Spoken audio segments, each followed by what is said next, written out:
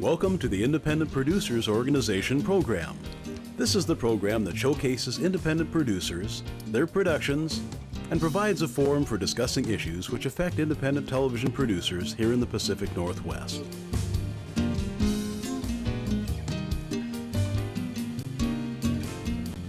Hello and welcome to the Independent Producers Organization, a show that gives independent producers, especially in the Portland metropolitan area, the opportunity to talk about whatever is important to them.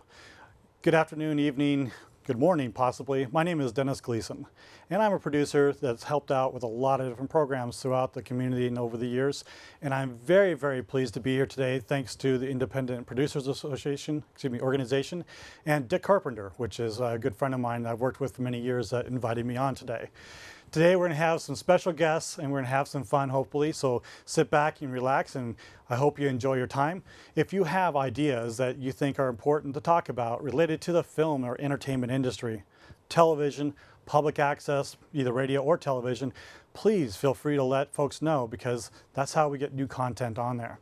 Today we have guests related to the Portland Teen Idol program, and we also have a little bit of rant and rave about different productions that happen here in Portland. Now, how many of you out there have heard of the OMPA, or the Oregon Media Production Association? Well, many of you don't know what it is. It is an association that actually helps get funding or helps promote funding for productions here in Oregon. I'm sure you've heard of Grimm, the television show, right? Well, part of the funding we have for going forward is because of some of the grassroots efforts that places like OMPA have done. There's Tom McFadden, which is the executive director, has spent so much time as our leader, as one of the leaders in our group, working tirelessly to get all the paperwork together and working with a very large number of very, very well-versed professionals, including Mr. Nathan Applefield, to make sure that we have the protection and the different opportunities for productions to come here. And so thank you very much to the OMPA for doing that. I also want to make sure I take a few seconds to thank our sponsors and our supporters for helping make this program and this particular show possible. That includes Darkwing Productions, the Nerium or yournerium.com, and Portland Teen Idol, of course, which is part of our subject matter today. And of course, I also want a little about the Portland Teen Idol program itself, and we'll get into that a little bit. But first, we have guests. That's right, we have guests. And so first up, ladies and gentlemen, please put your hands together, if you can at home, Miss Emily Brady. Emily, how are you doing this evening? I'm doing good. How are you? I'm doing fantastic. Now, I know who you are. Not everyone out there might know who you are. Who are you, and what are you doing here tonight? Well, hi, I'm Emily Brady. I'm 13 years old. I am here to talk about Portland Teen Idol and what I've been doing. Okay, and now you are the current 2013 Portland Teen Idol winner. English, right? Yes, I am. Now, from my understanding, since I helped produce the program, we had over 400 kids participate with over 150 kids actually competing for that position. Was it tough competition this year? It was very tough competition. Now, you come from Centennial, right? Centennial Yes. Middle School? Yes. And I think there was like 25 students just from Centennial alone that tried out for it. Do you get any of that envy when you're going down the halls? Like, yeah, you tried out, I tried out, you won, so what? You get any of that? Not really. I think a lot of the people that tried out for Portland Teen Idol are now high schoolers. Okay. So. Now, through your experiences with Teen Idol, have you ever done a competition prior to that? No. Well, you're 13, right? You just got into middle school. You're in 7th grade, right? I'm in 8th You're grade. in the 8th grade now, right? So, well, of course, you're in 8th grade now, but you were in 7th grade. You had just turned 13 right before the competition started, and the actual winning was in July, right? Yeah. So, the experience going from the auditions through the competition rounds, how was that? It was hard. There was a lot of nerves going on and a lot of thoughts running through my mind. Sure. And wondering what happens if I get in next. Well, the process was, I don't know if you've never competed before in like a larger competition, maybe a national competition, you may not know the process that's involved sometimes, but it wasn't too complicated, right? You apply for it, you fill out an application, you show up, audition, and you move on. So it was pretty straightforward, right? Yeah. actual finale itself, that day, July 21st, the Multnomah Arts Center, right? There was over 350 people, standing room only, which we're very happy to have because it's really hard to fill a room, but standing room only, very, very happy to have that. We had almost, 15% of that number, over 50 people helping with that day. We had 18 people doing hair and makeup, right? Yeah. How was that with all those people running around, doing hair, makeup, announcers? Was that a little bit different environment for you? It was. I was really shocked. I was like, whoa, what's happening? Now, do you do anything with theater or anything like that at school?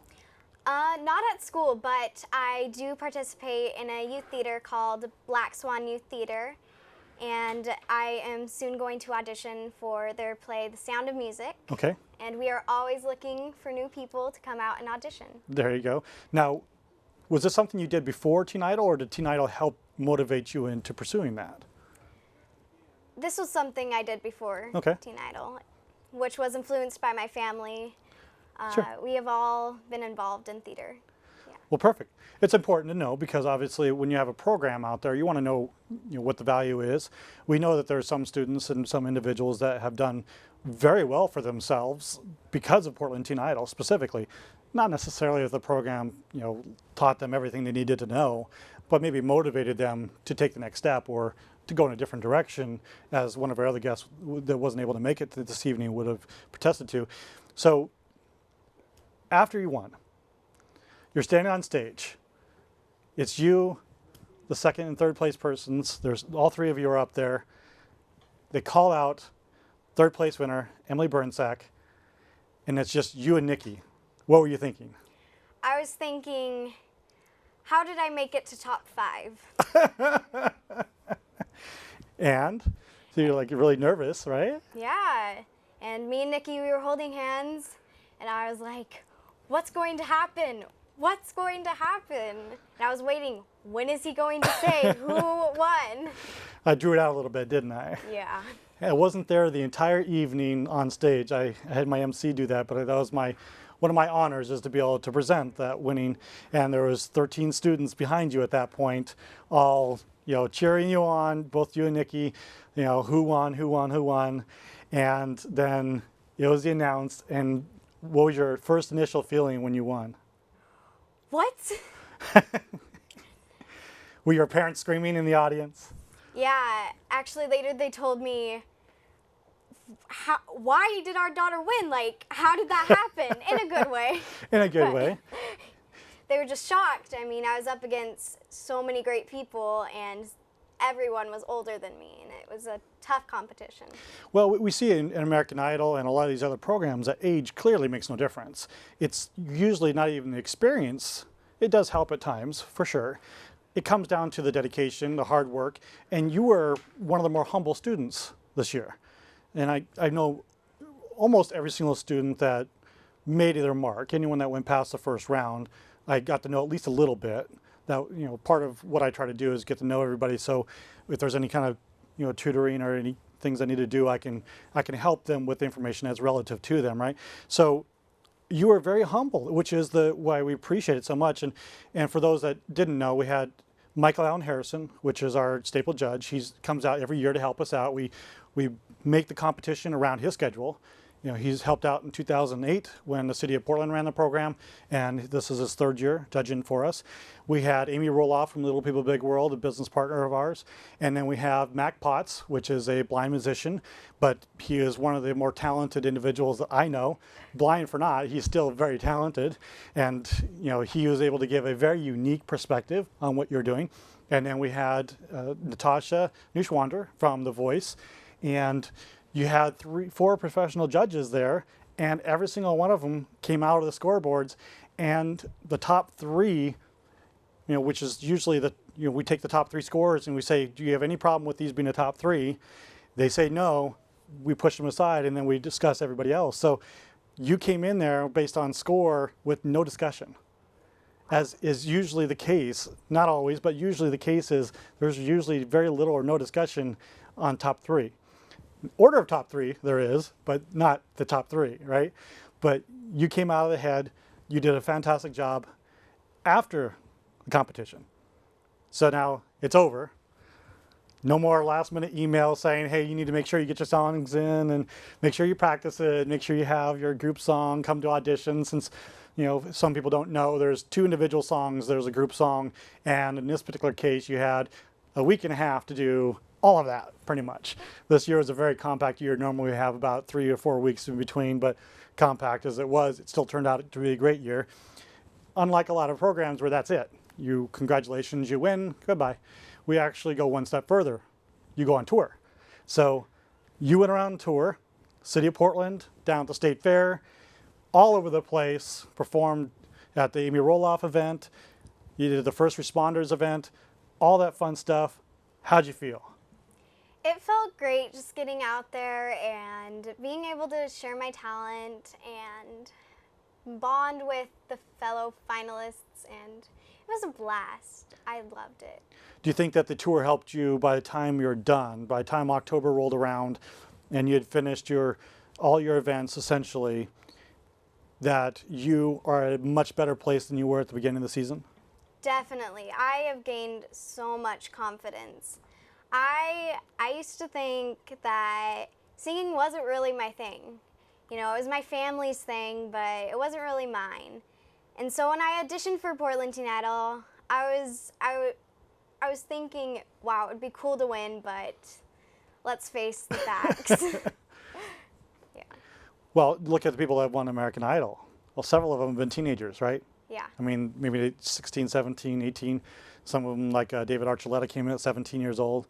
There's the talented students are still very young. And for those that know Aubrey Cleland, that was on the news quite a bit from West Lynn, I think, she was actually a runner-up for Portland Teen Idol in 2009.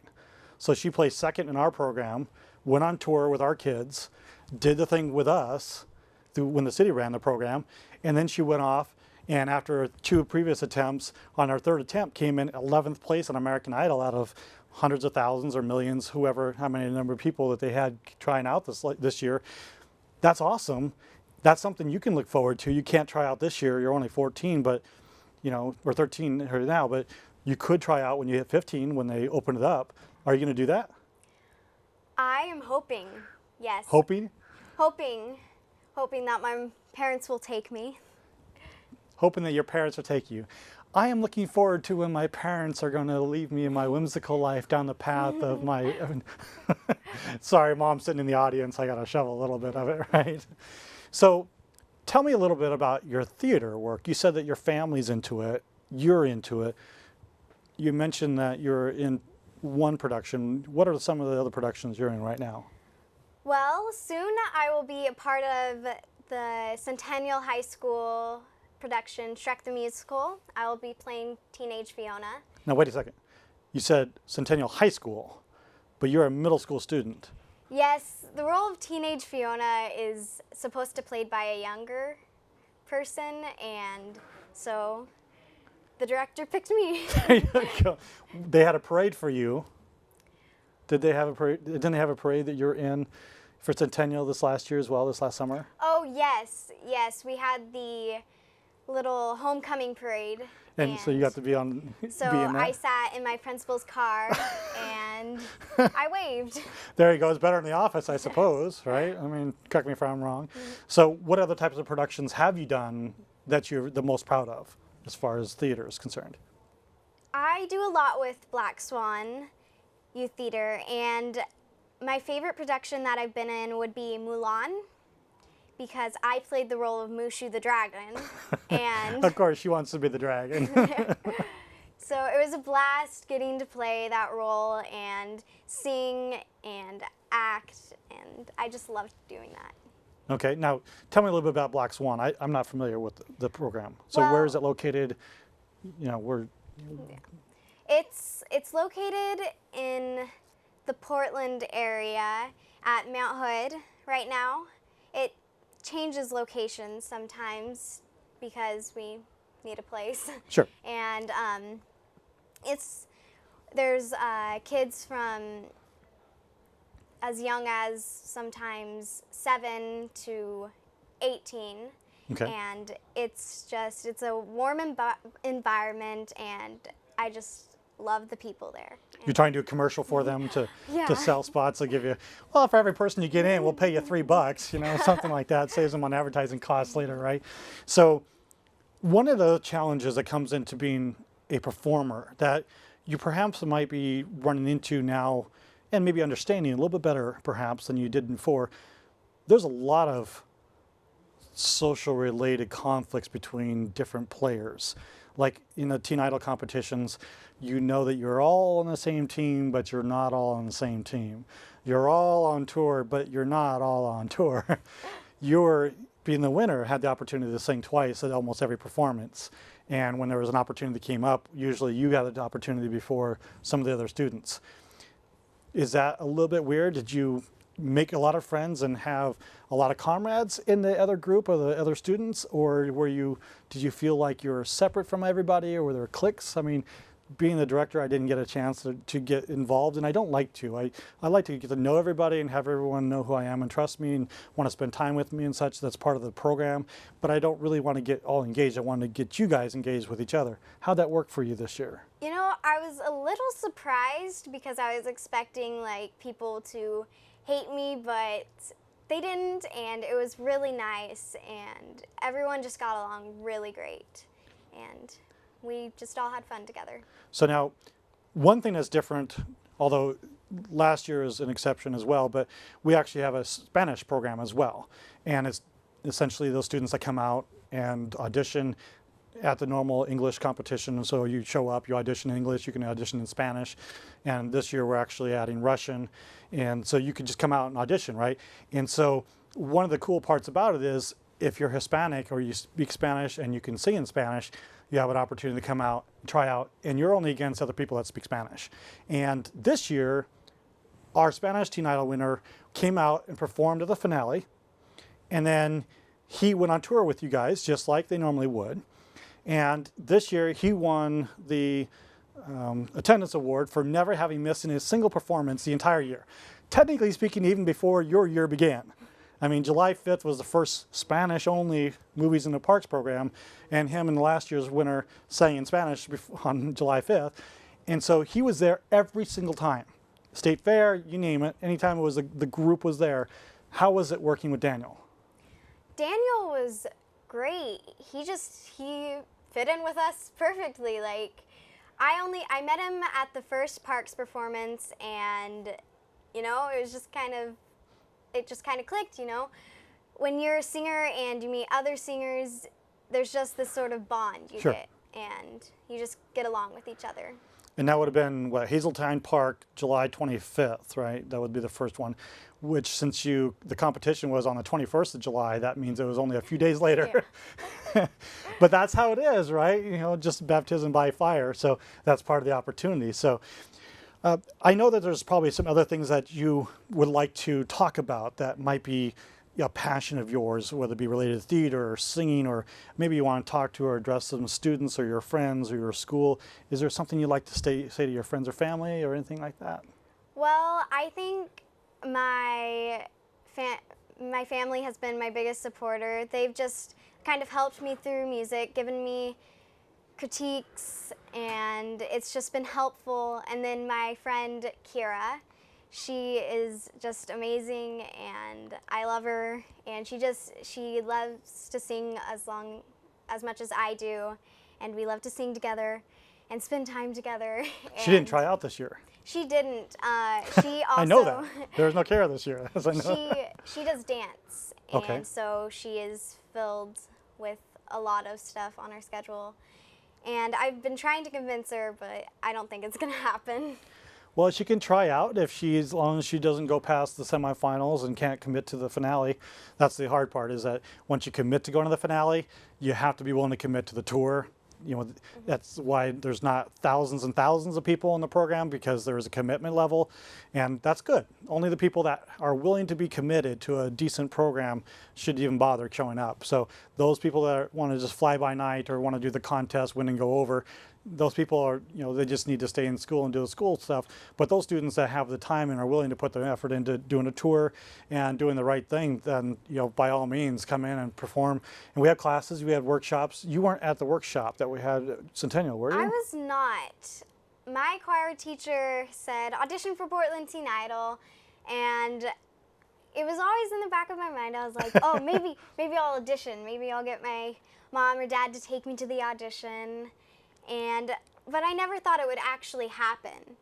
And so when my dad said, yeah, I'll take you, because my mom had a meeting, and so I went. And I was like, I'm really nervous. And they were like, don't worry. You're probably not going to win anyway. You're 13. Oh, they said that? Yes, but... Oh. Mom, Dad, whoever said that, you're fired. They love me, and they love my singing, and they only said it because there were high school students auditioning. And they didn't want to bring your hopes too far up just so you'd be crushed. Yeah. You know, it's sometimes, I'm a parent myself, and my son is a very talented singer, and I want him to do very well. He went to the live audition rounds for America's Got Talent, and I want him to be so successful as well. And at the same time, I want to keep him a little bit grounded so that when, and or if he's not able to make it through, I don't want him to be so crushed he doesn't want to do it anymore. And that's what a lot of teenagers, they come into a program and they're like, I didn't make it through, I'm not any good, I'm just not going to do it anymore. And the numbers don't lie. I mean, we've had, since we took over the program, this is now the last year, is the third year we've been doing it, and we've had just short of 1,200 students participate in the program, with about 450 students actually physically audition. The other students are helping and volunteering in other ways. And out of all those students, only about 15% of them come back every year. And we found out that the reason for that is because they just don't think they have it, and that they were not going to try out the next year because they don't make it. But then you have people that went off and did other competitions and have placed first or second, or have came back after a year hiatus and ended up in the finale. And then there's other students that have come close 3 times in a row, and you'll see them back next year for sure. And that's the type of audacity that is important, because those are the people that know that they want to be there, but they need to work on their talent.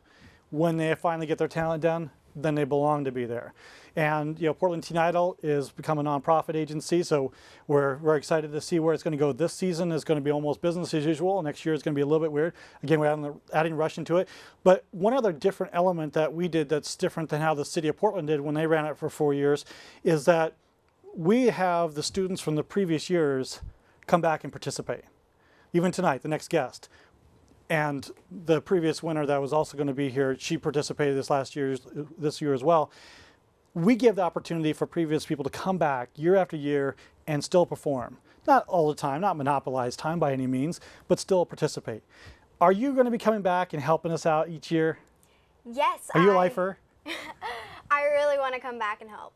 Then you're signed up. So you got that on TV, it's live. She can't take it back. Perfect, that's what we want. The idea is to make it more like a family affair, to give you an opportunity, not only for you to come back and work on your own skills, because you pretty much have an opportunity to do that on your own, and you've gone through the tour, but really to be there as a mentor, right? You can come up there and say, you know what, hey, I'm 14 years old.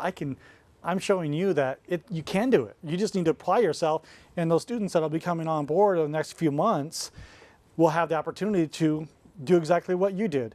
Go through the process, you know, over a longer period of time this time. We have a lot more classes that we're setting up to help with students that want to learn how to do public speaking, how to do emceeing, how to compete specifically, how to perform specifically. Some of it before and after the competitions actually goes through. We don't want to give too many people the edge. We want to give other people the opportunity as well. And so we want you to come back year after year.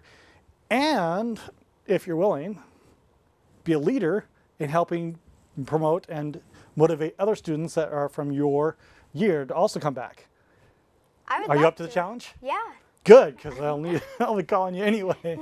So what else do you want to say? Would you like to address your friends or family or anything like that? Yeah, I am so happy. Portland Teen Idol is a wonderful opportunity. It's great practice, and I just love it, and I love spending time with my family, and yeah. And that was the important thing too, is that the family comes out, not just your mom and dad, right? Your whole family comes out sometimes and watches a performance during the parks. And that gives the city opportunities, that gives you opportunities, and it gives your families an opportunity to come together in an organizational type thing that you may not otherwise do.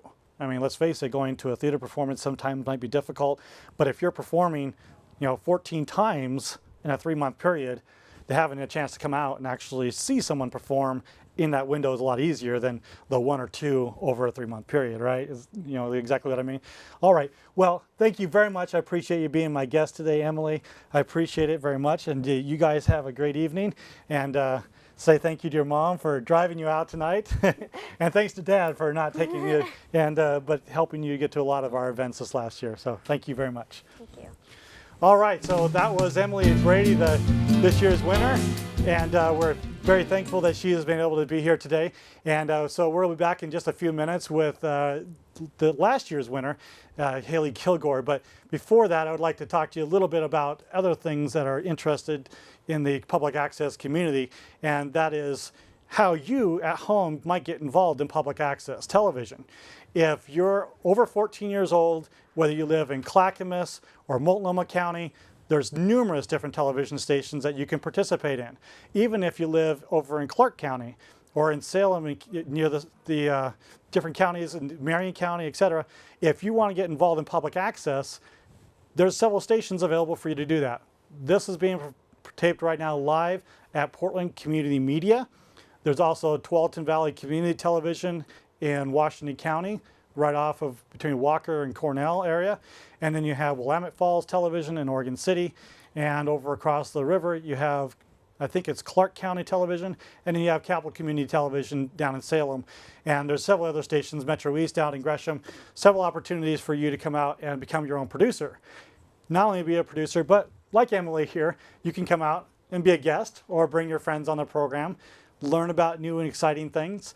I know that there's different parts of the Teen Idol program, but also different parts of the theater program that we're eventually going to get ourselves into, that hopefully we can get those individuals also involved.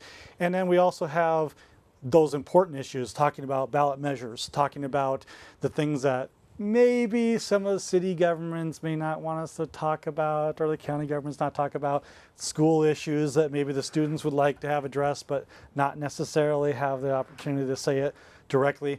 And so, you know, is that something you ever thought about doing? Have you ever thought about becoming a producer?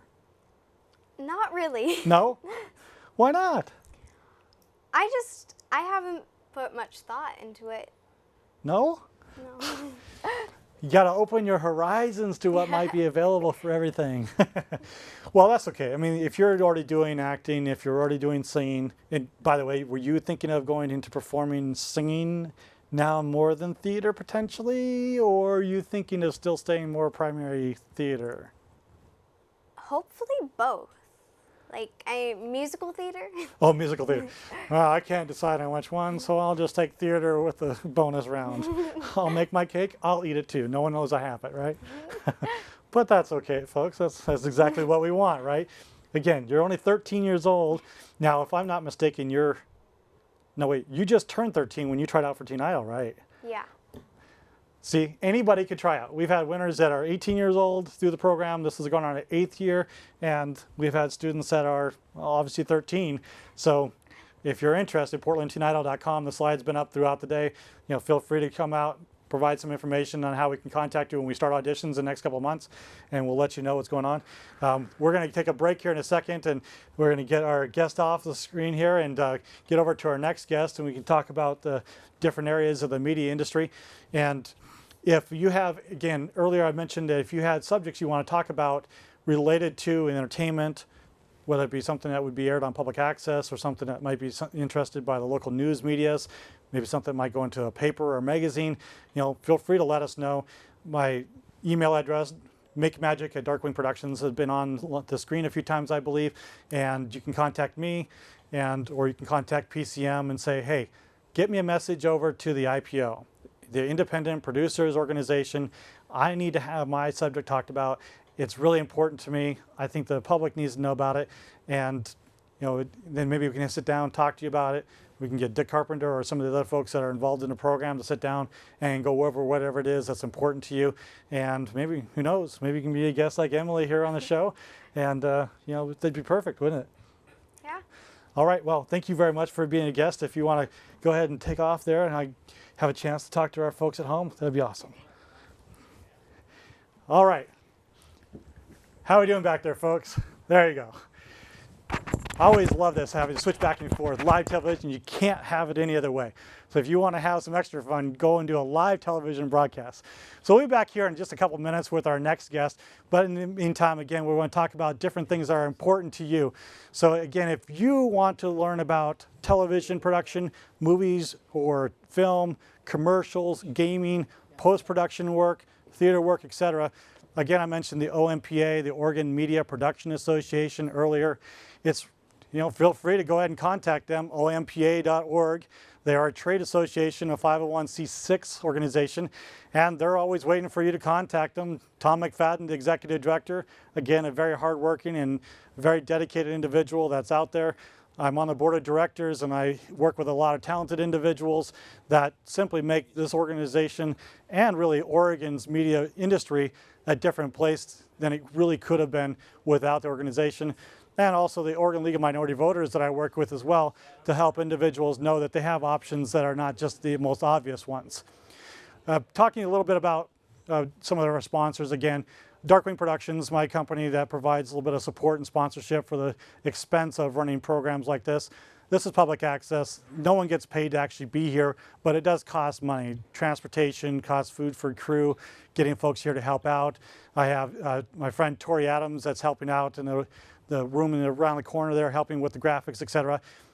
This is important work that everyone needs to be involved in. Again, it doesn't cost a lot, but it does cost money, and so we appreciate, the money that Darkwing Productions, even though my company, we still allocate money to do it. And yournerium.com, again, helping fund for the expenses of doing this type of program. And Portland Teen Idol, which is how we got the guests here today, a subdivision, but now a nonprofit agency, a separate organization. But now we have our next guest here, and so I want to turn it over to obviously one of my favorite people I work with quite a bit, going on my second year working with her, the 2012 Portland Teen Idol winner, Miss Haley Kilgore. How are you doing, Haley? Good, how are you? I'm doing fantastic. Thank you for having me. Are you excited? Yes, very Are excited. you? Now you've been on television before. Yes, I have. Yes, you have. America's Most Wanted 2 seasons in a row when she was 12 and 13. Just kidding. She never likes me saying that because I say it probably too often. No, you are, again, just like Emily, you had just turned 13, and you went up through the Portland Teen Idol program, and then you win in June of 2012. Yeah. How was your experience going through the competition part of it? My experience was amazing. I was in middle school, and I was really trying to find who I was, and I'm still doing that because, I'm only 14. Exactly. But once I had gotten to Portland Teen Idol and I had seen, oh my gosh, everybody's so nice, and this is something that I really love to do. It made me feel good about myself. Like our guest Emily said, it made me gain confidence with myself, and it really helped me get through the school year because I had something to look forward to all the time. Well, there you go, because you started the competition phase. Your auditioning would have been, if I remember, 2012 would be the weekend of April 20th and 21st weekend or the following weekend. Yeah. So it was one of those 2 weekends because we did all the auditions between those two. And so you came in there, you auditioned, and you blew away some of the people, some of the judges. They were like, wow. I can't remember the date that you auditioned specifically, but I know that the judges were like, oh my gosh. I can't believe this girl. Where's this coming from? She's 13 years old, and she's like blowing us away. And the year was a little bit longer for you than it was for Emily. Emily was literally first week of competition was June 29th for her, and her finale was July 21st. Yeah. All right. So we're talking literally 3 weeks from first round competition through to the finale. Yes. But that's what happens when you have timelines. Once thing slips, everything slips. Then you have to go by schedules, right? Right. And getting 50 people together to help you out and get the money together, not necessarily the easiest thing to do in a large production like that. Right. So for you, now you had a similar type of experience from a number of students, but your year was a little bit weird. A lot of exceptions, a lot of weird things happened during your year, some of which you may be aware of, some of you may not, and some of you may be aware of, but you never remember. But how was the actual experience with things you've done with other organizations other than your school, as far as organization, people that you mentioned that were friendly, we organized, did we know our stuff? Did you get things done on time? Do you know what you're supposed to be doing? How was it? Was it a good process? It was amazing. I had just come out of working with numerous pageant systems and numerous acting jobs. And when I got to Portland Teen Idol, I was like, okay, I can tone it down. I feel, and then I was like, nope, I gotta stay professional. Mr. Gleason wants me to be on it. If he sends me an email and he wants a response, then he's gonna get a response, and he's gonna get it within an hour. So it really helped me to become more of a professional performer. And I think that's one of the amazing keys that Portland Teen Idol brings to every student that auditions is they learn professionalism, and that's really important if they want to be a part of the entertainment industry. Well, I appreciate you saying that, because one of the goals originally was, it was started in 2007 by the city of Portland, and was designed to help get students off the street during the summertime mostly, and really just help out complementing their Movies in the Parks program, which I've helped sponsor for many years, and now we sponsor it. Plus, we also provide video support and Teen Idol. But I think that was one of the key things you just mentioned, was that it provides a professional difference between perhaps school, that if you don't show up, so what? Who cares? It's going to happen. You're still going to go to school next day, right? They're not going to kick you out of school for not showing up at a concert. Right. You don't show up for an audition, you don't show up for a competition round, then you decide you don't want to be in it. Right. And that's what real life is. And you mentioned the emails. I mean, obviously not quite as retentive, but it is important to understand that, my wife is a celebrity makeup artist. Right. I mean, she's worked with a president and first lady and all these people, but it's because she answers emails quickly. Right. I mean, it literally could be the difference between answering a phone and say, unknown number, no, it's not important, I'll answer it, we'll leave a message. Well, that leave message is a hang up, call the next person down the list in the entertainment industry. Right. And I think you hit the nail on the head when you said, get the answer as soon as possible, because then, especially with song selection, that was crucial.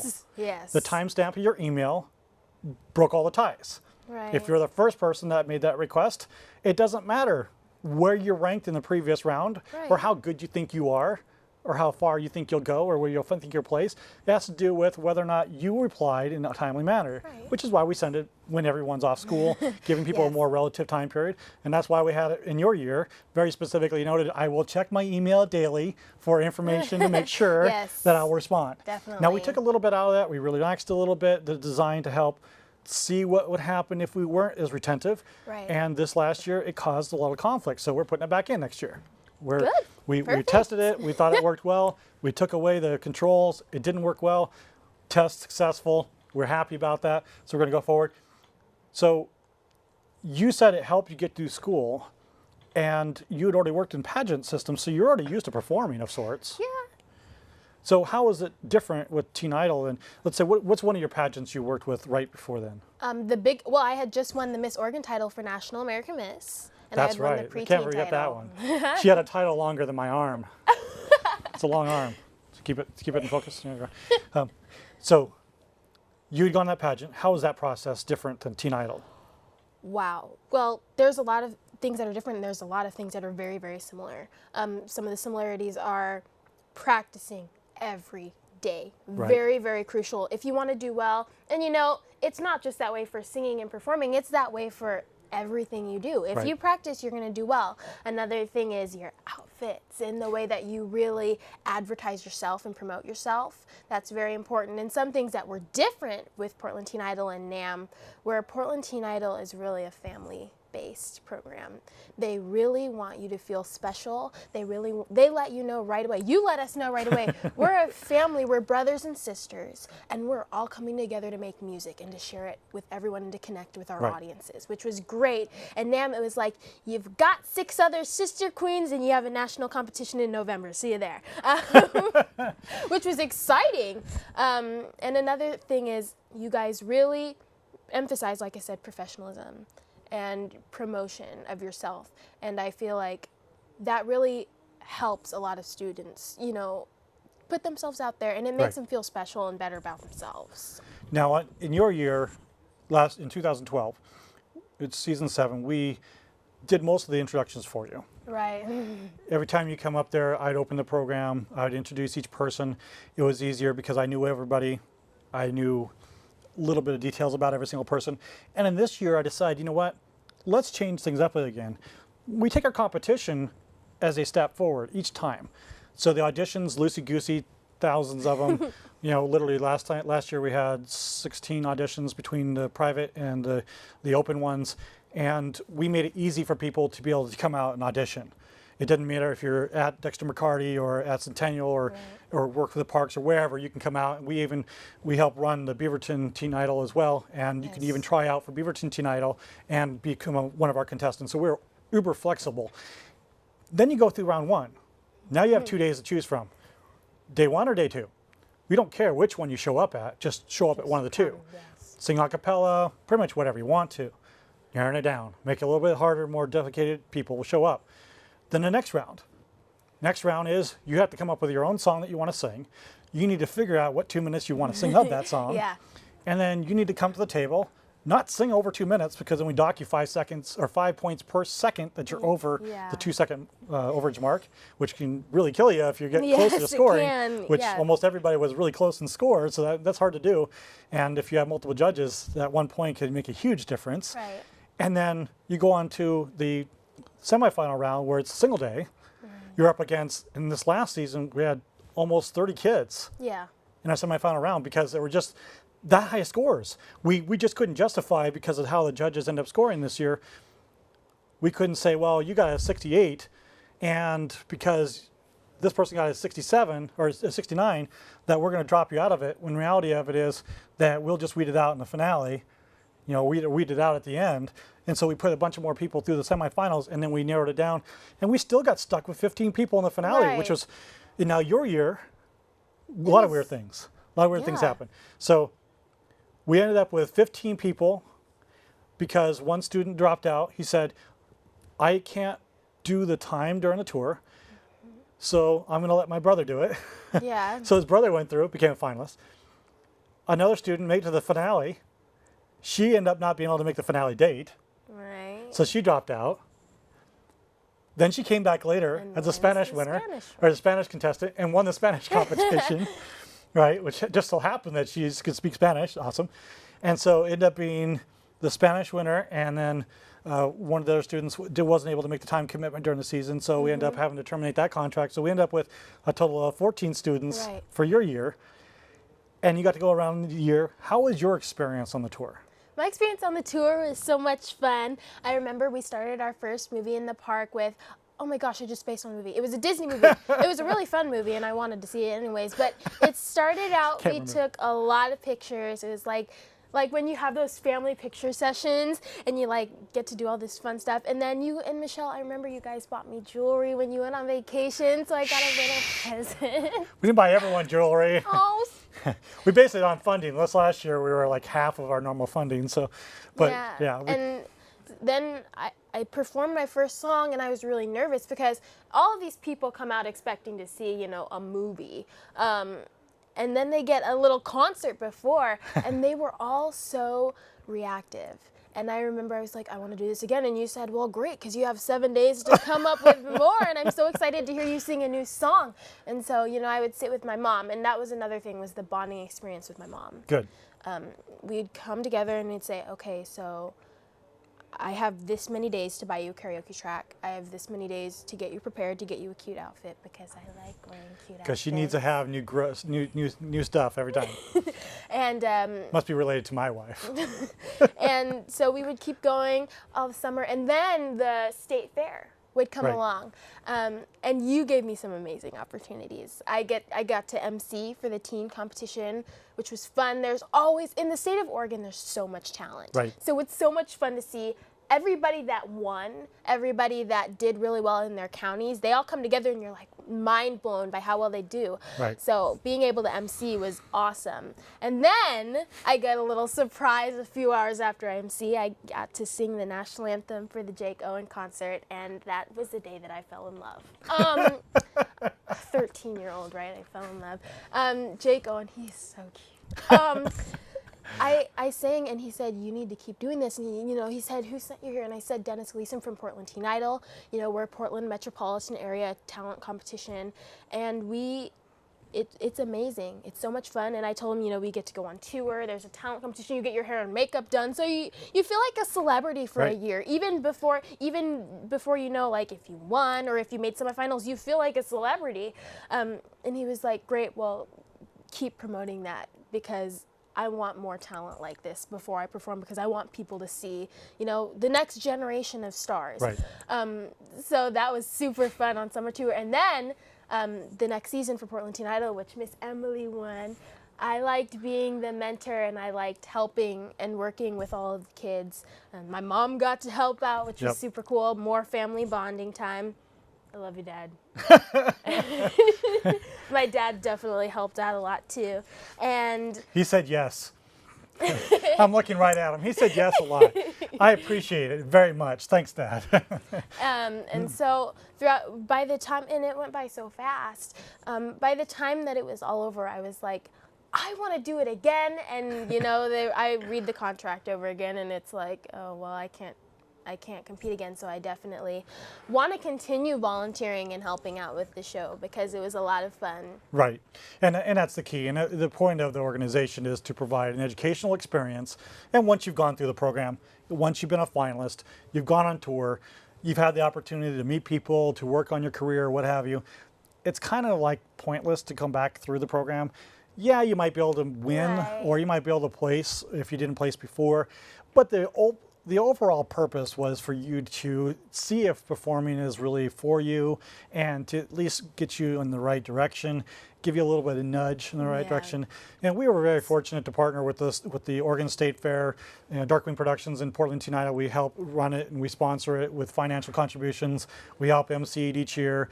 We have several of our judges like Michael Allen Harrison this year. We have Laura Cochran that's come out to help out.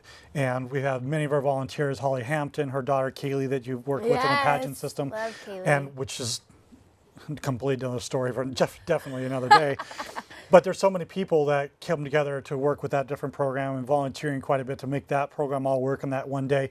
And it's just something that is special. And you did say it right. We are a family, and we are about keeping it real, but we are not easy.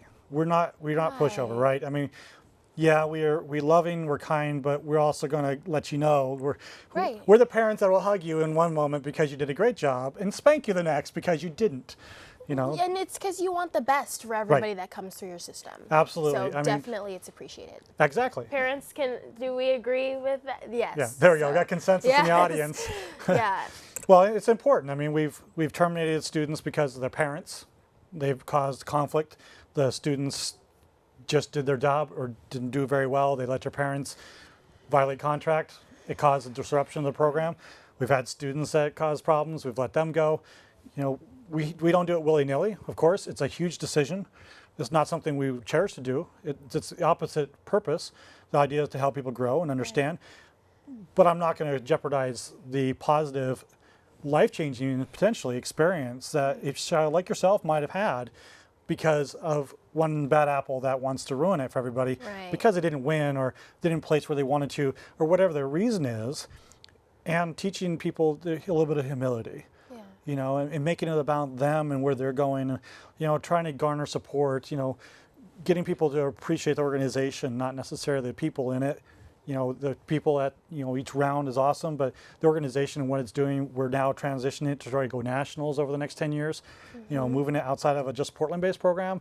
And, you know, we'll see where it goes, right? Yeah, And we're I'm hoping that excited. support, we're dividing competition from education this year. So education is separate from the competition side of it. I don't know if you heard me talk to Emily, but we're adding Russian this year. Yes, that's exciting. That's a new little twist. It is a So twist. It's bound to get a lot of attention, and it's bound to make more kids say, wow, you know, I don't feel comfortable, you know, singing in English, and I don't have the time to sing it in Spanish, but I can sing it in Russian. Oh my gosh, there's a new competition that lets me do that. Strange, but I'll do it. And, you know, then they'll get the exact same family treatment that all the other groups do. So it's very Yep. exciting that you're adding that, and thank you. Now you had Shawnee Plunkett de la Cruz. She was the winner of the Spanish Right. Teen Idol.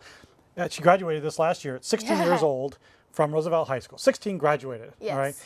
And you got a chance to work with her a few times. Oh, a lot. Oh my gosh. She would have given you a run for her money if she had made it through the finale too. Oh my gosh, I was so, you know, you had talked about her before during the rehearsals. You were like, this girl is good, and you know, she couldn't commit to doing this, so we gave her the opportunity to try for the Spanish title, and she Right. won. And I remember the first Movies in the Park pre-concert that we had. I heard her sing, and I went, okay, well, results would have been different if she had competed with us. And she's so great. She's so nice. She's smart. Graduating at 16 years old, that's Right. a big accomplishment. And she's an amazing and very talented performer. And you know, our first year winner also graduated at 16. Oh my goodness. Jordan Thompson, now blue. I remember Jordan She Thompson. she was a judge for you. Yes. For one of your rounds, and she's had little ones now with her husband. Yes. So I've opted her out of helping us because it's more important for her to take care of her kids. But she made top 25 at Nashville Star the year after she won Right. Teen Idol, and she opened for Heart, and she's had the opportunity to judge and such quite a bit. And that's what I see for you.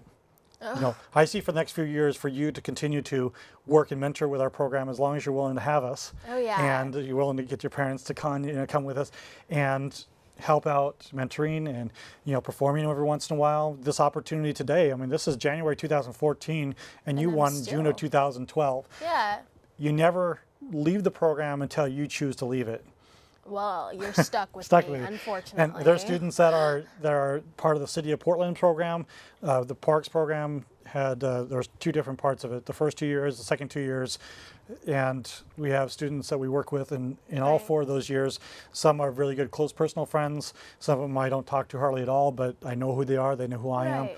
Aubrey Cleveland, like I mentioned earlier. Haley Madison Johnson. Chanley. That was top 88 in American Idol last Right. season. She was she was third place in 2009.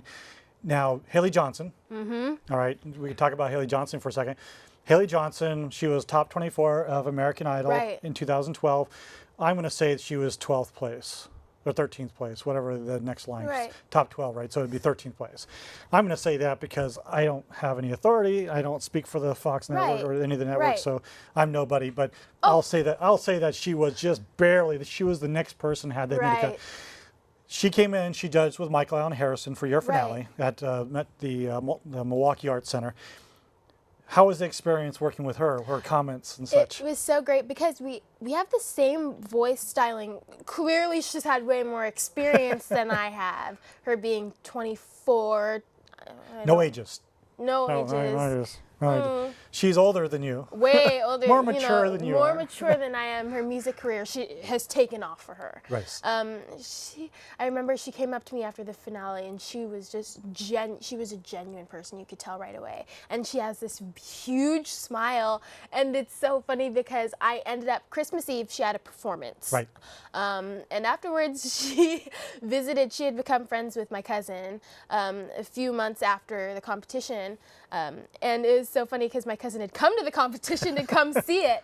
So they became really good friends. And we sang together on Christmas Eve. We were singing Christmas carols. So Awesome. it's so awesome. And she gave me a lot of pointers and a lot of ways to help for the summer tour that would be after the Christmas season. And so she's so nice, and I love you, Haley. We're H2O. There you go. She loves you. There you go. Nah. Haley Johnson with an E. There you go. Johnson with an E. Yes. There you go. Spell it right. Right.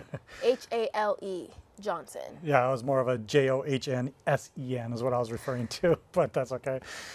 Your pageant stuff. Now, Oh my goodness.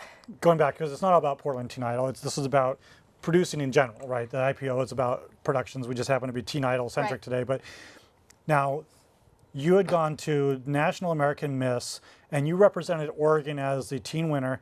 Now, did you place anything at all? Top 10 or top 5 or I top 3 or top 1? Or did. what'd you do in that? So the competition was for preteens ages 11 to 13, and there I'm were sorry, preteens to 13. How does that Yeah. work?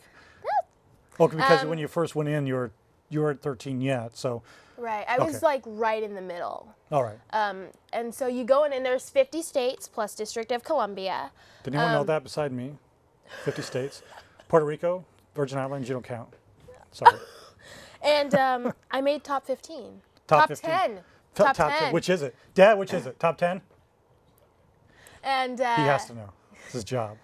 it was really, it was intense. I had gone to nationals the year before and got third runner-up overall to the whole big giant title. But coming in and competing with girls that have won, Right. that's It's just like, when I was talking about the Oregon State Fair. Everybody is one here, and you're putting them in a giant, they're all on a level playing field. Right. When I heard my name for top 10, I took a double take. I didn't think that I had done that well because my confidence levels weren't as high as they are now. So it was an amazing experience. Did we help with that? Yes, you did. Good. Definitely. Brownie points for me? Yeah. And I won like 2 months before the final competition. So I had just freshly come out of being, I became, the queen, and then I got to come in with Mr. Gleason and Mrs. Gleason. Mr. Gleason. I'm Mr. Gleason. I'm Mr. Gleason. And you guys really helped out with my professionalism, not only working with Portland Teen Idol, but then in general. So then when I had a pageant interview, when I had a TV interview, when I had a news reporter interview, I took all the skills that you guys had given me, Right. and I used them for other things, Sure. especially the pageants. And they helped me to do well. Which is Clearly, exactly what because we're there for, right? Right. So any advice for students out there that might be interested, that thought about going for a competition, whether it be Portland Teen Idol, whether it be a pageant, whether it be some other competition, Beaverton Teen Idol, if you live in Beaverton, if Hillsborough Teen Idol has theirs, different competitions, wherever it may be, Right. The Voice, American Idol, America's Got Talent, any competition they may qualify for, any advice for them? If you have a dream, do it. I'll share my dream with you. You share my dream with I'll share my dream with you, and you share your dream with me. If you are passionate about something, whether it is working with the Oregon Humane Society, whether it is breast cancer awareness, whether it's autism awareness, whether it is you wrote a song and you want people to be able to deeply connect with you, then you go out and you go after that dream, which is what I've told Emily, which is what I've told Portland Teen Idol finalists, which is what I've told my pageant successors. There you go. If you want to do something, if you have a goal, go for it. That's the thing about teenagers, is they see something and they think, I'm 13, I'm 14, it's so far off in the distance, I don't want to go for it. By the time that time comes, you really wish that you had Right. gone for those opportunities. So I would definitely say, if you can make a connection with your audience, if you can get yourself out there, then do it. Or even like with, for instance, our program, if you are interested, you don't even have to be good at it. Right. You don't have to be good at it. Just show up. If it turns out to be that you're not good at it and you need a little development, so what? Oh, wow. You might be able to work with you. We may not be able to. But that's what you're there That's for. what we're here for. Exactly. But thank you very much for coming on. I have about 30 seconds. I'm going to turn it over for a break, and then we'll get Dick Carpenter out here to do the last hour segment of the IPO. But I want to thank you very much for coming out tonight and being my guest. And I very much appreciate all you do for our program. Thank you very much. So with that, we'll close it out here in a few seconds. Thank you all for tuning in. We hope that you continue to watch the IPO programming. And again, you have an opportunity to check out PortlandTeenIdol.com. If you know a teenager that might be interested in English, Spanish, or Russian singing or stand-up comedy, our competitions for 2014, have them just sign up on a short form letting us know they're interested, and we'll let you know as soon as audition starts in a couple months. And if you're interested in volunteering, helping out, judging, whatever, feel free to drop that line too. So with that, thank you very much. Thanks. And we'll go ahead and take a break now. Thank you very much, folks.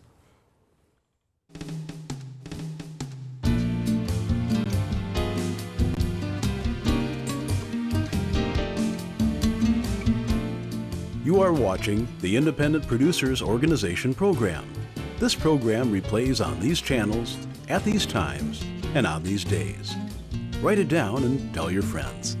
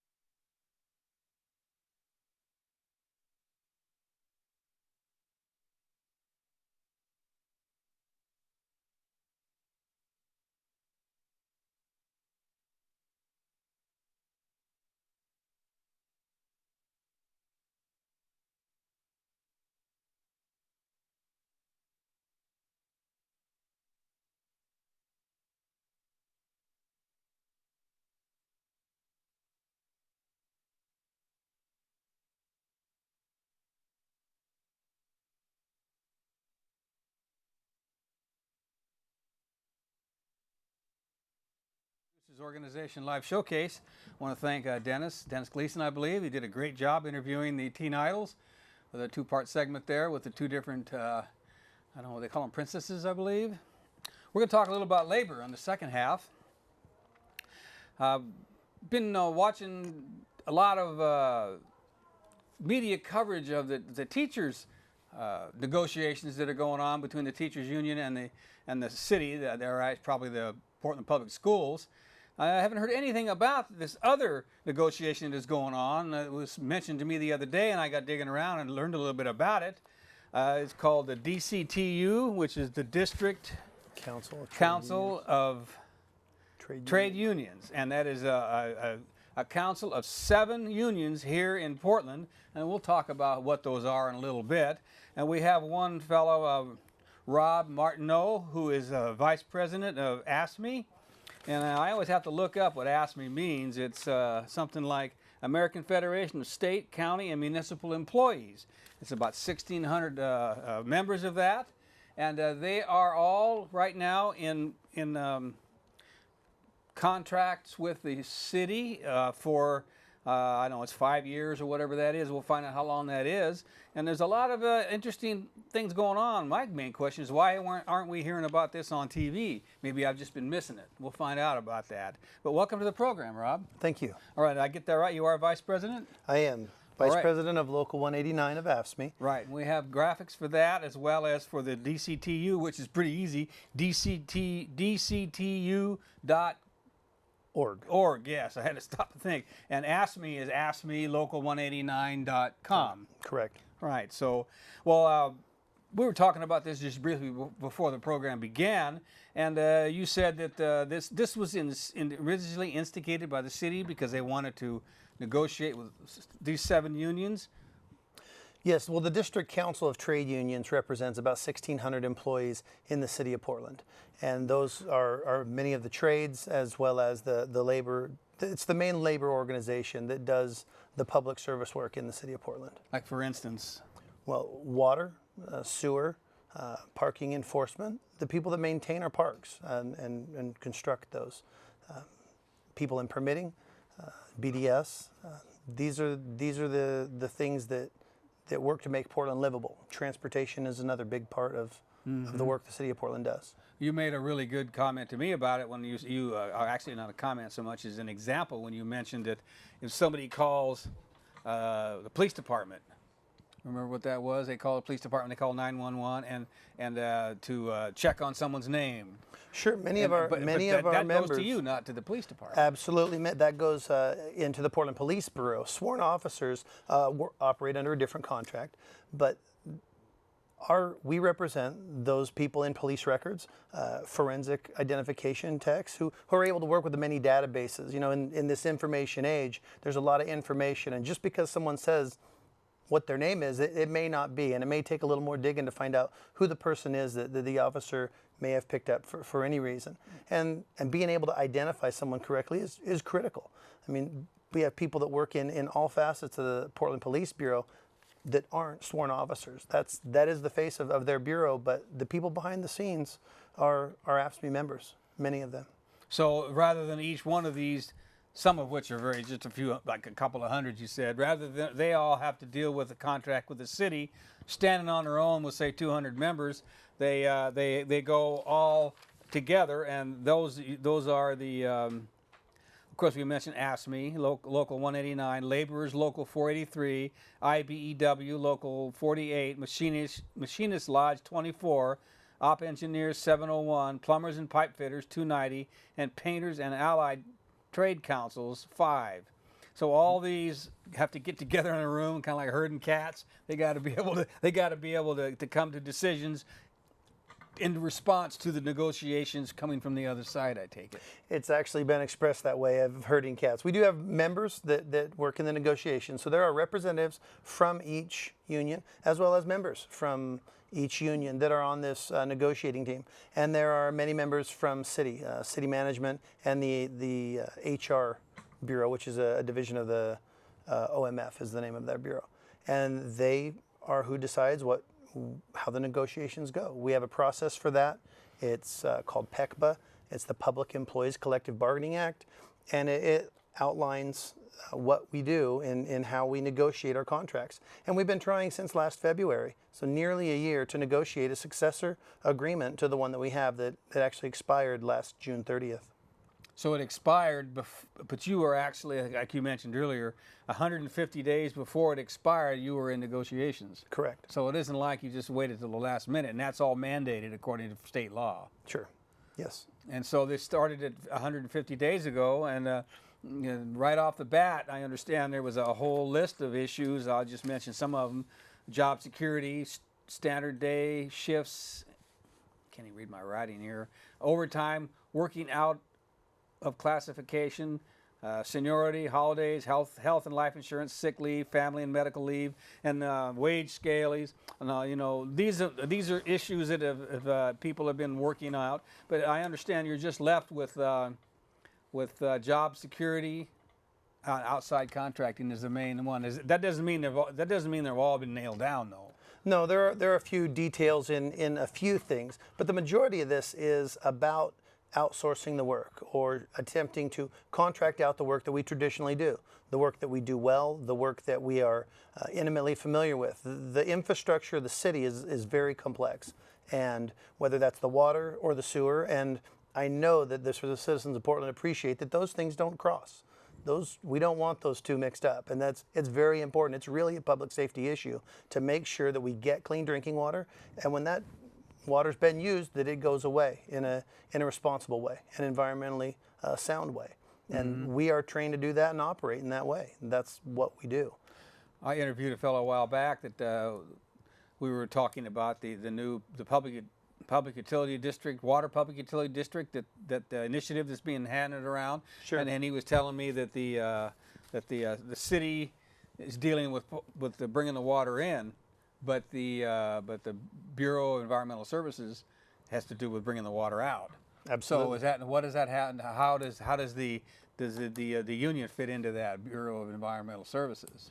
Well, the Laborers has a lot of members. The LIUNA, another member of the DCTU, they have approximately 600 members in the DCTU, and they work in the sewer repair and in that environmental services, and that is really our counterparts. We operate in water primarily as where AFSCME is, as well as a lot of the other bureaus in the city, and the Laborers work on the other side, and they do a great job at doing that. And the idea that we would take the management of that and somehow change what seems to be working really well. I mean, there's been some really big projects that have been undertaken by these divisions, and it's worked out, and it's been good for Portland.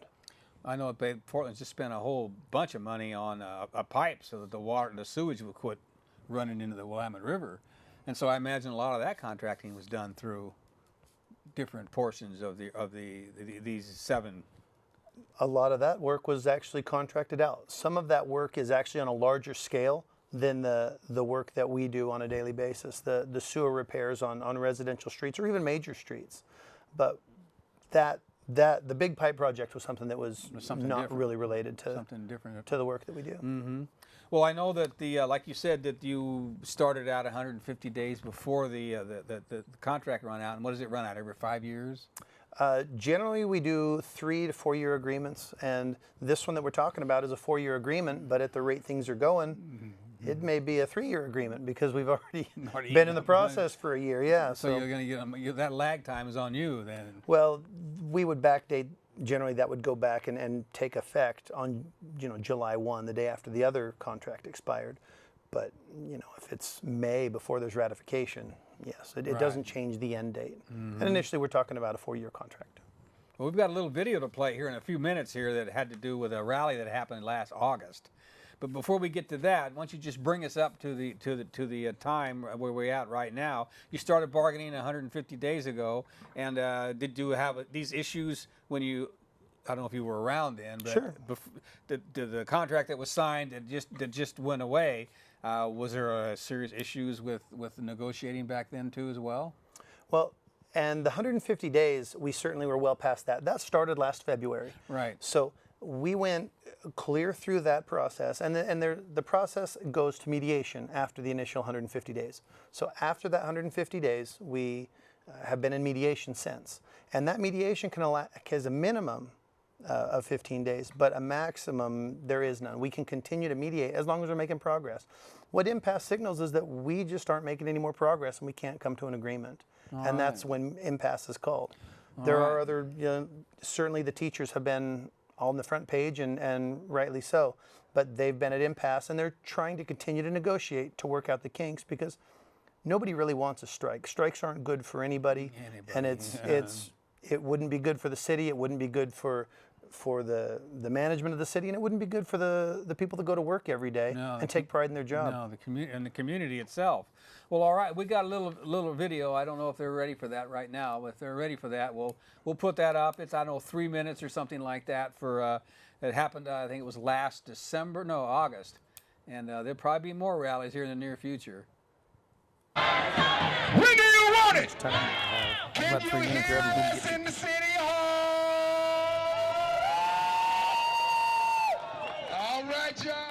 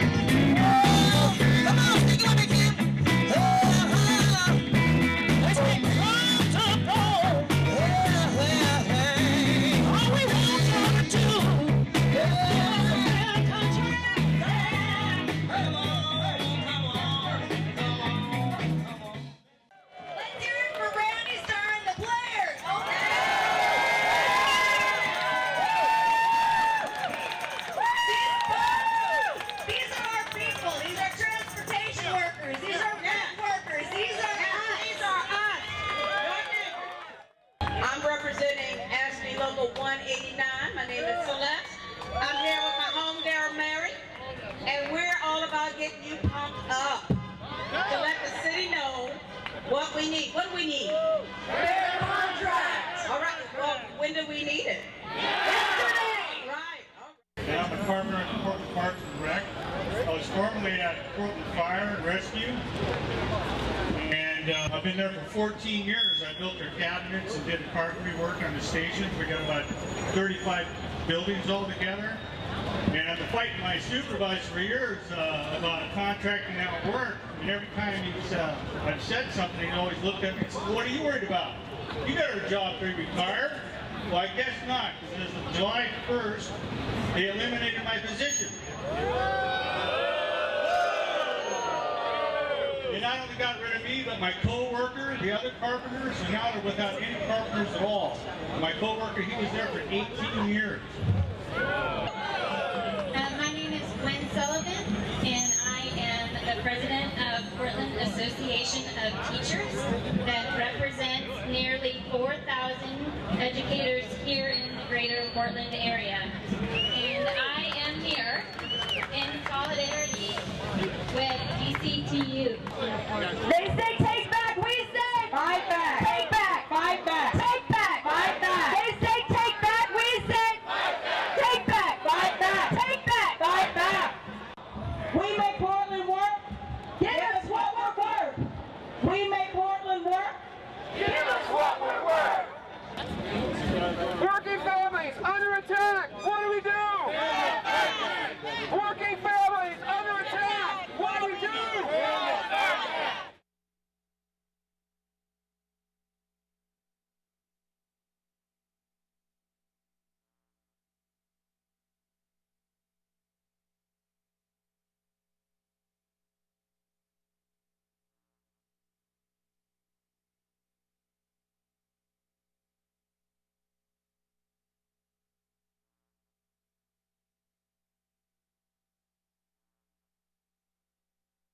union organized event. As folks, these particular ones, in case folks have tuned in late, the issues with the 7 different unions that are in negotiations with the city on up to a 3 or 4 year contract. From what I understand, they have reached what has been declared an impasse. So my guest, Rob Martineau, who is here as the Vice President of AFSCME. You might explain a little bit. The bargaining has reached an impasse, and that was declared by the HR, the Human Resource of the city. And what does that mean? And what are its consequences? Well, it means that through mediation we haven't been able to come to an agreement. Now, there's a process that's outlined when it comes to impasse, and that is there's a 7-day costing, and that is where we each submit our final best offers. It's the best that we say we can live with, and there can continue to be negotiations, but that's delivered within 7 days. The impasse was declared on Monday. This following Monday, we expect that we will get the offer. It generally takes the full 7 days, and we will be able to review that. We will take that then to a vote of our members to say, do you find this acceptable? And if it's the same thing that we've been getting, I'm confident our members won't find it acceptable, and they'll say, no, we want to protect our work. We do this work, we do it well, and we deserve to be able to do it and to give it away without any justification, without even a costing to say that this is going to save us money. That is not even part of the procurement process. But going back to where we are in impasse, there's a 7-day final offers are submitted within 7 days, and then there's a 30-day cooling off period. At that time, the city would have the option to implement that final best offer. What would then happen is we, with a 10-day notice, would have the ability to declare strike and go on strike. Mm-hmm. And so that is on your side. Let's see, I've got it right here in front of me. We have a nice union may strike, and employer may implement final offer after 5-day notice, and union may strike after 10 days notice. What is this implement final offer? Is that something that's binding? It is, and it's also our only remedy to that would be to walk out, to give notice and strike. No, I see. These are the last cards in the deck. I see what you're getting at then. Yeah, Sure. I wasn't too sure that I thought. So the employer will implement a final offer, and that's binding on you, and then it's not binding because you can go on strike. And that strike is something that is legal within the state law then that you were talking about a while ago. Through this process, the strike would be legal. And by that, what profile would that strike take? Would all these different unions have to go? They would vote, I guess, to go on strike? Absolutely. And that's one thing for the members that are watching that may be a little unfamiliar with the process, is that the membership of the DCTU will have an opportunity to vote on the city's last offer. We will absolutely do everything we can to tell the members how we feel about it, whether it's acceptable to us, whether we can recommend it, whether we feel that it's completely unacceptable, and that we would recommend that they vote no. And that is something that we will spend those 30 days after we get the offer, is letting our members know what we think is best for the union and for the work that we do. Mm-hmm. Well, the way you're talking about it is that to me is that these unions will be voting as separate unions. We will be voting as a DCTU. All 1,600 members get an opportunity to vote, and that is a majority vote. Rather than voting in their separate unions. Correct. So yeah, that to me I think would make more sense. Mm-hmm. It would facilitate the process too. So they meet and they decide to, and if they decide not to strike, that means they have to accept the final offer then. That gets into the complexities of how the vote happens, whether it's a strike authorization vote or just an up or down vote on the final offer. One of the things that we really don't know is what the city's final offer will look like. Through this, since last February, we've started just miles apart, and we've both whittled things down to where there's just this one issue of outsourcing our work. That they've said we don't intend to, but intentions can change. And that's not something that is contractually binding as an intention. And so we have some some heartburn with that. We don't like how that would confuse the current language. We ask, why do you want the ability to give away the work that we do if you don't intend to privatize the workforce? And there hasn't been a good answer for that. And so until we can feel comfortable, I don't know why we would ever agree to give up the protections to do the work that we do, that many of us spend our lives, our careers doing. And it's public service. It seems like about every program I do on whatever issue it is, that word you just mentioned, the P word, privatize, seems to come up. And so that's what this gets down to. They want to have a little wiggle room in order to privatize, possibly to non-unions, some of the work that these unions do then. Or even people that just are maybe underpaid, not given benefits, aren't given a responsible employment. This city should be a responsible employer. The members of these 1,600 members live, work, play in Portland. You know, we spend our money here. We play on Mount Hood. We go to the coast. We are Portland as much as those that we serve in this community. We live and work in the same community. We're affiliated with the same groups, the neighborhood organizations. We believe in Portland. And this isn't the unions against Portland. We are the people that work for the city of Portland. And management doesn't always see it that way. Mm-hmm. You know, I take it from what you were talking about earlier before the program started, when we were sitting out in the lobby, that possibly part of what's going on here is the outside contracting. Part of what your contract says, or you want it to say, means that if they do contract out, and sometimes you said that is perfectly okay because there are times when that is necessary, but there must be some rules. They must pay decent wages. They must give health benefits and all that. Is that part of what they're trying to do away with, that they don't have to be held to that standard? From what I understand, the procurement process that the city uses doesn't have a mechanism for costing. So they don't even know if the contract that they put out for bid will save money. They don't know if the people that they've hired, that they've trained, that have spent years doing this craft, they don't know. They may be able to do it for less, it may be more. But if you don't know, it's not appropriate. So in reality, it's a protection for the citizens of Portland. It protects ratepayers. The language that we have and have had for many contracts, they want to get rid of because it's inconvenient. It makes them jump through the hoops. They want to make you jump through them, I guess. It provides accountability. It takes the hoop away altogether. There will be no hoop. It will be, we'll have carte blanche to do what we want. And that doesn't necessarily have to include responsible spending. Did this come up 5 years ago or whenever it was, do you know? It seems to be one of those things that's currently, or that's always under attack, is our ability to protect the work.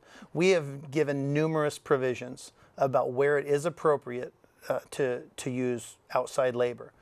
Warranty work is a very good example of that. Proprietary systems are a good example of that. Well, like your Apple computers, you mean? Certainly. Or if one of the city vehicles has an issue that's under warranty, our fleet mechanics would not be the ones to take care of that. The manufacturer's warranty would do that. And that is responsible and it's appropriate. But it's not appropriate to just send it to wherever they can get it done for the least. Especially if they haven't even checked if it will be for less money. For less money, right. You'd think, you know, it seems to me all union negotiation is always about money. And a lot of these things, you know, get down to money, whether it's holiday pay, seniority, health benefits, sick leaves, family and medical leave, all these, and wage scales, they all get down to money. And I'm surprised that that really wasn't the big issue, what was going on with that. And but they were all maybe not nailed down completely, but they were nailed down to the point where there's only one that's really bone of contention. Now, when they make this final offer, you think that they may back up on some of these? It's certainly possible. It will depend on what city management thinks that they can accomplish. They may move significantly away from where we are at the table with the current offers. They may try and make it just a little better, a little more palatable in hopes to avoid a strike. We don't know what that'll be, and that'll be next week before we get that offer. So what you're saying is that it's next week that they're going to be making the final offer. I mean, there's a time schedule that it has to be next week? Yes, that is the 7 days, and that 7 days. They declared impasse this previous Monday, and so by next Monday, close of business is when that'll be delivered. Mm-hmm.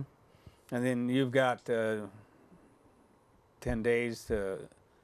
Well, you got. No, 10, then we'd have a 30-day cooling off period. You got a 30-day period. cooling period. Then you got 10 days to decide whether to strike or not. And we'll be using that 30 days to inform our members on what the city's offer is and hold the necessary votes to know how our membership feels. Because really, this is about the membership.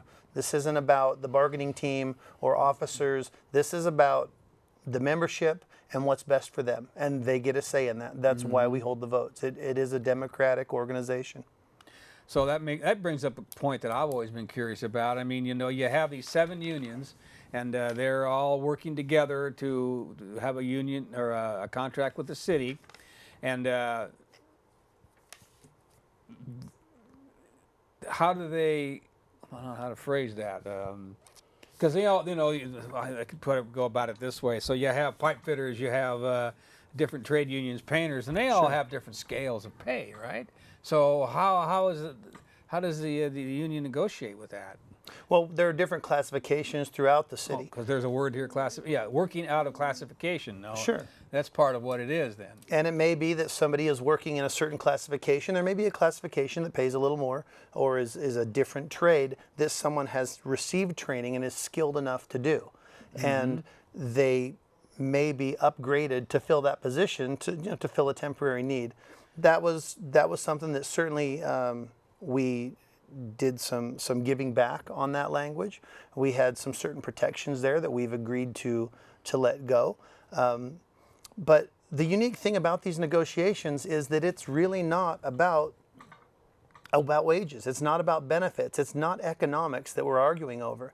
We understand the shared sacrifice. We understand that, you know, the money doesn't grow on trees, and that there was a huge deficit and things needed to happen. People lost jobs. Our members got laid off. This is something that has affected our membership. But this isn't what these negotiations are about.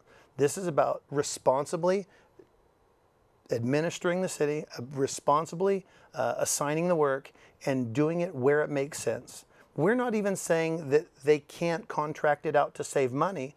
What they can't do is contract it out by not paying appropriate wages and benefits. It's being a responsible employee.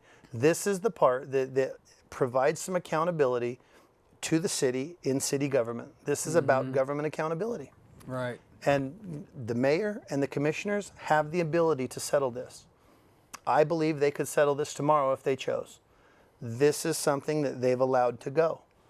This is something that if I had a single ask, it would be call the mayor, call the commissioners, tell them that the members of the DCTU deserve a fair contract. We want to do the work. We like to do the work. This is how we spend our careers. This is how we take care of our families. This is what we do. And to have that whittled away and to have those protections fall by the wayside is inappropriate and irresponsible. You know, I'm curious about the dynamics of this. You folks, the 7 unions of the DCTU, they have a negotiating team made up of what, members from the different unions?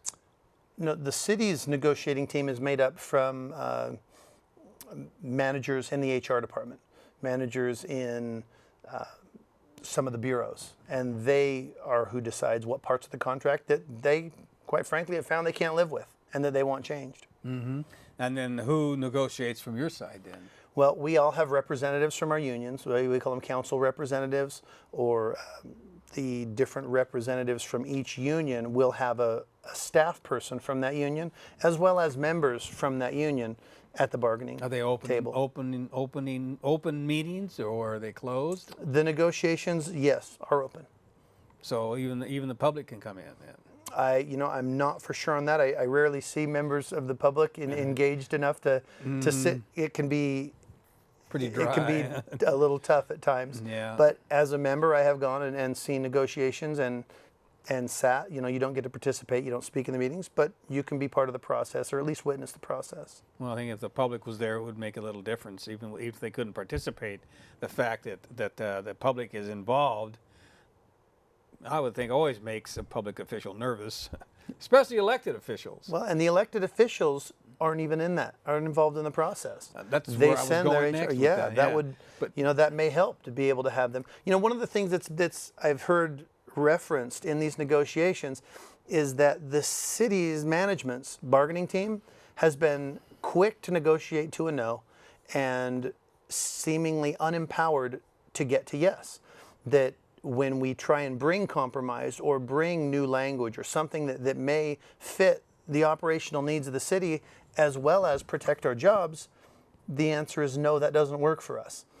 And without much explanation. But they're fully authorized to give us a no, but to actually get a deal, to go in and make it happen, doesn't seem to be something that this team has been able to do.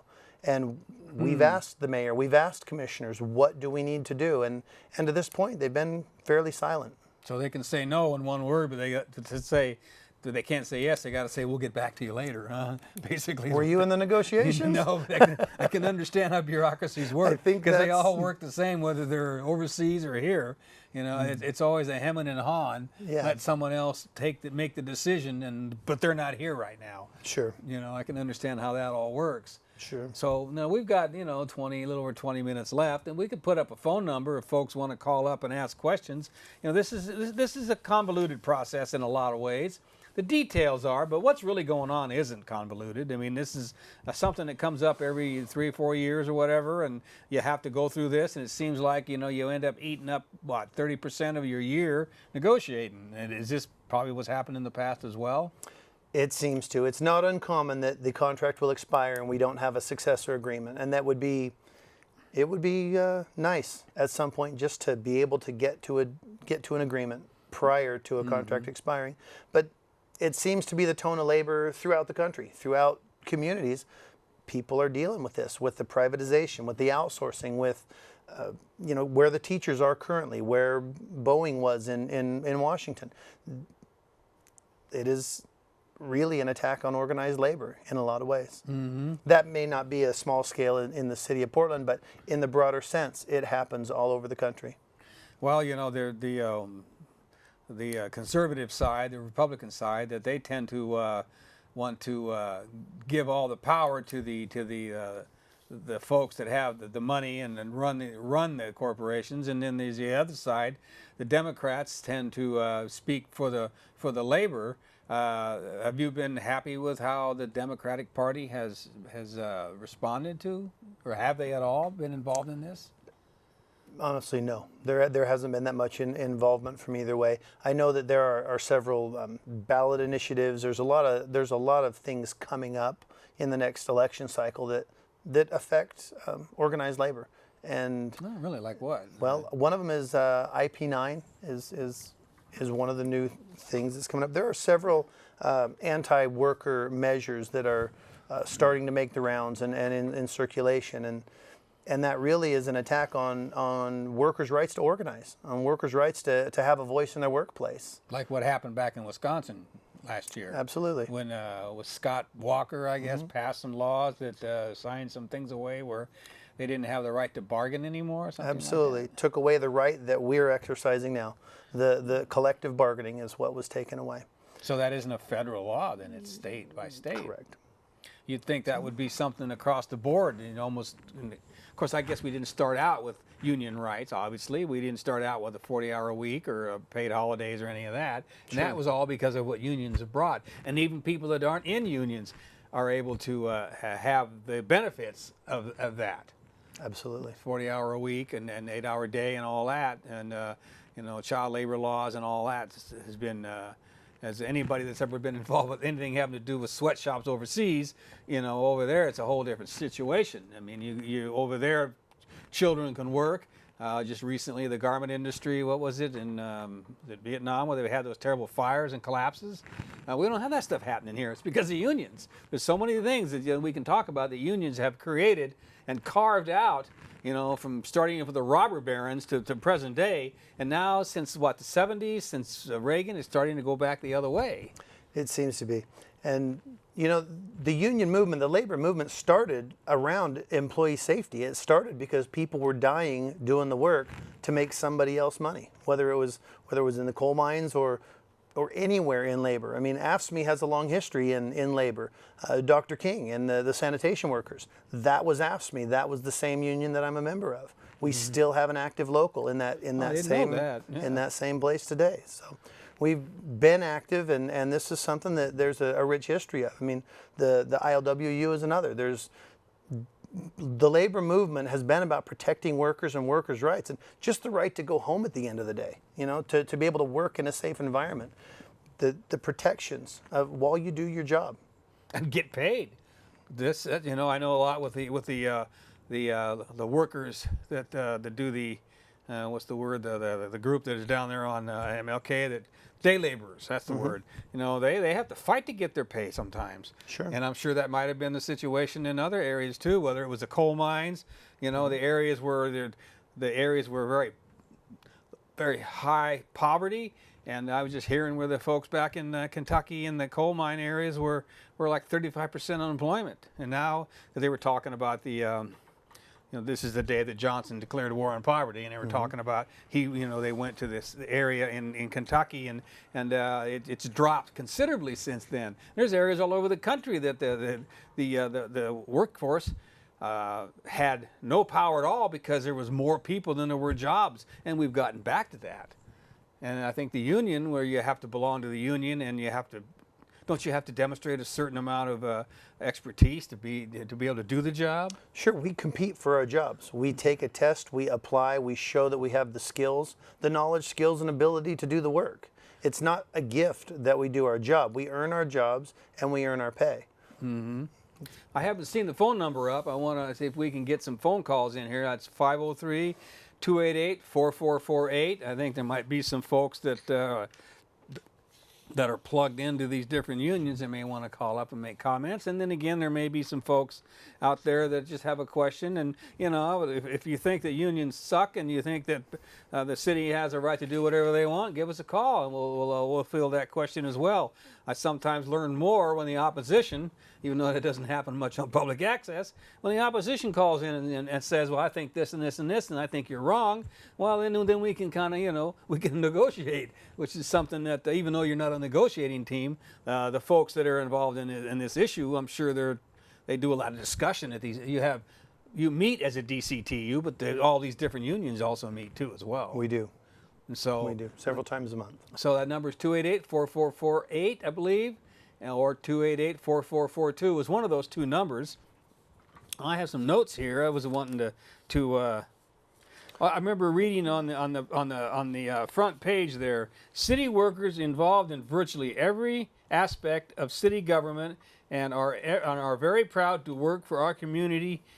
That's the very top part of the DCTU website. And folks want to go to dctu.org, is it? Yes, correct.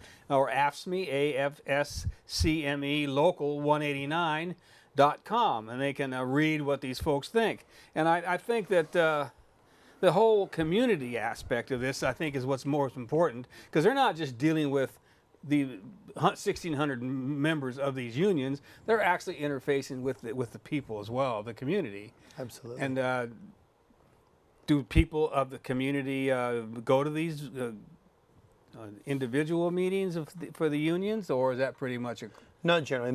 It's a membership meeting, a general membership meeting.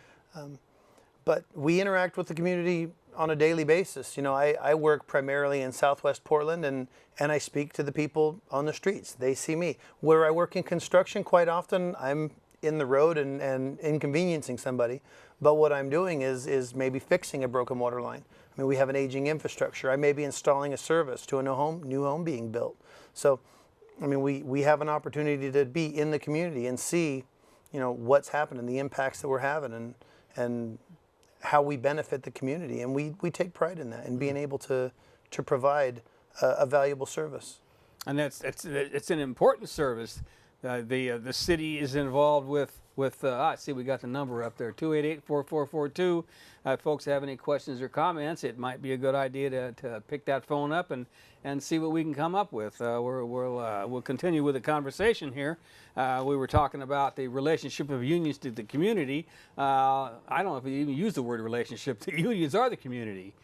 It would seem to me that the folks that are involved with the negotiations are they elected by the or appointed by the unions? The officials? I'm sorry? The folks that are going in there to negotiate from the unions. Yes, they're selected from the unions. As yes. a vote? The officers that are voted in do have a say in the selection process of who goes on to the bargaining team. Mm-hmm. Well, for those folks who may have tuned in late, we are talking about the I always find that the district council trade unions, which is seven unions that are involved with negotiations with the city right now over a contract, and they have gotten down to basically one bone of contention, which is basically job security, which is what we're all involved in, job security. And they've worked down a lot of these other ones, whether they're sick leave, family and medical leave. And these are all they're not all nailed down, but they're in a lot better shape than they were quite a while back. But the city has just walked away from the table, right? Isn't that what was said on you guys' website? They've walked away from the table and declared an impasse. And that impasse is demands, according to the state law, a 30-day cooling off period. A 7-day costing followed by a 30-day cooling off. But again, these smaller issues really aren't issues. The biggest issue is the contracting out. And what we do is, when something is contracted out, we want to know that it should be fiscally responsible. If it's fiscally responsible, we don't have a problem. The problem isn't that we want never to have contracting out happen, but it needs to be responsible, and there needs to be some accountability in that process. Quite often when a contractor may provide a service, and once it's turned over, they're gone. They've received their check and they're done. If there are any defects or anything that needs to be repaired, that falls on us to do. Now, had we been able to do that work originally, there may not have been the defects, but if there are, we're still the ones that basically provide the warranties on this work once we take possession of these infrastructure products or projects. So you folks do this work, and you get paid, and that is something that is it's just how things are done. Now, if they, I don't know how to phrase this one. It seems to me that the main thing, since you do think that it's cool that they outsource some of this, but it seems to me that you also want to be a part of that process and have something to say about it through this contract. Or if you have nothing to say about it, then that opens up a real slippery slope. Well, at first I would never say that it's cool for outsourcing. Well, no, but currently our contract language provides an accountability. All right. Well, we want to maintain that. It's better put. If it's going to happen, there needs to be some accountability in the process. And currently we have that at a small level. The city has found that inconvenient and wants that to go away. Mm-hmm. That accountability is what resulted in a grievance, I believe it was in 2008, with the parking meter installations. The parking meters were installed, and it basically exposed a corrupt city official. That would have never happened had we not had the article in the contract. Yeah, I remember that. And so that cost the city some money. And I believe that the knee-jerk reaction is, well, let's get rid of the language that caused us to incur this fine, not let's manage the managers better, and let's not have accountable leaders. Let's get rid of what caught us. And it was that our work was being given away with no costing analysis. It was a reduction in services. It cost more, and in the end, it cost the city far more money than it would have had the people that do that work on a daily basis anyway just been given the work. Well, so how is it that could have happened, since you had the you already had the contract that. Well, we don't get to stop everything from happening. All But right. when we learn of it, we have, through the grievance process in our contract, we would file that grievance to say we don't believe this is appropriate given our contract. And through that grievance process, an arbitration was won and the city lost. And that was expensive for them, not to mention that I don't believe that they were really saving any money through this manager choosing who gets the contracts. And there's been some corruption and things along those lines. I certainly am not versed on the legal ins and outs of how that ended, but I do know that the city lost an arbitration for giving away the work. That city manager knew he was giving away the work and in violation of the contract, but chose to do otherwise, and it cost. It cost the city to do that. These kind of protections provide an accountability for the ratepayers. Now, one of the things we haven't really talked about that is close to my heart that I do is when I go to work for the Portland Water Bureau, I do water mains installations, I do water service installations, main repairs. Do you remember a main break on 4th and Burnside just a couple of months ago? Yeah, it was a biggie. That's one thing you can't get with a contract is the immediate response. The damage that could have happened had somebody had to make a phone call to find the contract or the contractor for the contract, have that contractor round up equipment that could have been anywhere, in the valley. Who knows if they were working in, Malala, Vancouver, Gresham, Hillsborough, they could have been anywhere. To get that equipment and to be able to do that kind of a response, it could have taken many hours or possibly days. We had an employee able to diagnose the appropriate valves to close, and even though the damage was substantial, it was in less than an hour that a major water main and a main that was doing serious damage to the area was able to be shut down and mitigate that damage. That type of response is something that the city of Portland, the people that live in the city of Portland deserve. That type of knowledge of the infrastructure is something you don't get when you sign a contract. You can send files, you could send maps, but the inside knowledge, the people that have been there for years, decades, have a knowledge of working with the system, of keeping the machine working, of keeping all the moving parts where they need to be. And so that when there is a failure, we're able to respond to that. Sure. I got a call, I believe it was around 1:32 in the morning, and came into work to help take care and make that repair, to stop the damage in that immediate area. And that was a very big break. But you can't put a price on that either, really. That's probably for risk management to do. But had it continued for hours, the damage would have been far worse than what it was at being able to respond in less than an hour. To the homes or shops in the area. To the homes, the shops. There was a gas station close, a hotel. I mean, it was a major impact in that neighborhood. Immediate response in an emergency, and that's something that we provide every day. That makes sense. Getting back to what you were talking about with that parking situation, it seems to me that a lot of this what you call the outside contracting has to do with keeping perhaps some of these contracts to be put in the hands of friends or relatives, possibly too.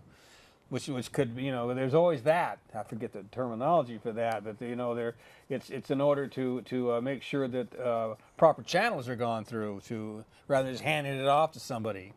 Sure, and that's certainly not an accusation that I would be willing to make, but it's not in any one particular case. But there's always that danger. There is absolutely that possibility, and our contract, our language in Article 6, helps to protect against that. We help to police for the ratepayers. When things cost more money, it affects water rates, it affects sewer rates, it affects the revenues that fund transportation projects. There's so many things that make Portland livable. Green streets and sidewalks and safer crosswalks and all of the things, the striping, the street repair, all of the things that need to happen to continue to make Portland the place that it is, right down to mowing the grass in a park. All are important jobs, and they're all the work that the DCTU does. So the city parks are a part of the... Absolutely. What union are they with? They are primarily with the laborers, which is Laborers 483, and the second largest member, the DCTU. And you know, whether it's working on the plumbing system for irrigation in the parks or taking care of the ball fields. I mean, our city has an amazing park system, and the people that work in that system are proud to do so, and they're proud of the parks. They are park technicians that will take care of a park, and they know that park, and for years they will take care of that park and make sure that it has what it needs to be a safe place, a place where kids can come and play, and families, you know, spend time and reunions and grow up, and, you know, whether it's removing graffiti or repairing fences or whatever has to happen, building the benches, you know, carpenters, that trails. All of this is absolutely important to people that recreate, that live, that visit the city of Portland. Now, my point was going to be, you know, we have a very large tourist trade here, and I know a lot of people that leave with that in mind, that it's not Portland, it's Parkland.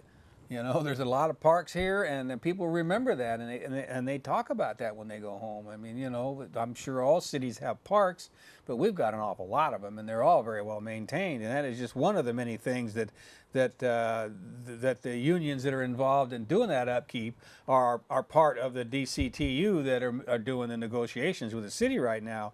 And we're down to about 4.5 minutes here. I guess we're covering the subject pretty well here without getting any calls. But you made a good point. We should follow up on that. That if folks are watching this and they want to weigh in, you know, you could call a union, and you know the different unions that are involved, which are listed on the DCTU website. I'm sure I didn't find it, but I know it's got to be there. But they can call it. You said you encourage them to call the city. Please call the mayor, call the commissioners. They are elected officials. They are the ones that are accountable. They are the bosses. They're my boss, and they're also HR's boss, the city's management negotiating team. They are the ones that could put an end to this. They are the ones that could make this happen. And so, you know, one of the other things that I haven't mentioned, a lot of people may not know, when you see the City of Portland trucks going around, or the Portland Water Bureau trucks and parks and transportation, there's a number on the side. 823-4000. I think that anybody would recognize that. The next time they see it, they'll remember 823-4000. Those are our members at the end of the line. It's called information referral, and it's city county information. If you want to get a hold of the mayor, you can call 823-4000 and you can get him. If you want to get a commissioner, if you want to get to permits, if you want to get to the Water Bureau, these are the people that are empowered to, you know, they have the databases and they can find it. Do you want to get on the internet and search? Maybe that's easy. Maybe you just dial 823-4000 and these people can get you to the people you're looking for. You might not know what department they work at, but you may know a name. So that's a switchboard then. Absolutely. Basically. Yeah. So that's a good one to know. And and it's on every city vehicle has that 823-4000. Those are our people. Those are the people that are serving the people of Portland every day. So, you know, when the decisions are made, not so much the decisions, but what goes on in negotiations, on the union side, they got to bring it back to the union membership. Absolutely. So the other side, they got to bring that back, and whoever has the final say is the city council on the other side then. So it isn't the negotiators that make the decision.